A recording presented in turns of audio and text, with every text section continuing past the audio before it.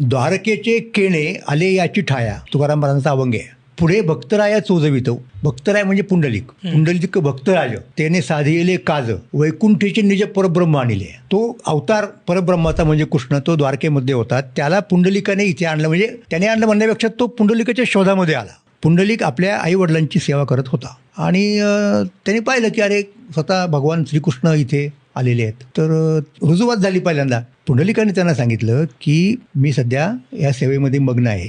हे होईपर्यंत माझं तुम्ही तिथे आहात तसेच उभे राहा. कुठे तर त्यांनी जवळ एक वीट पडली होती ती त्यांच्याकडे टाकली आणि त्या विटेवरती त्याला उभं केलं आणि नुसता उभा न करावं तर तुझ्याकडे जे जे कोणी लोक येतील त्यांचा उद्धार कर. मूढजन पापी जैसे तैसे उतरी कासे लावणी नामा म्हणे वर दिजला नारायणे विठ्ठल दर्शनी मुक्त होती.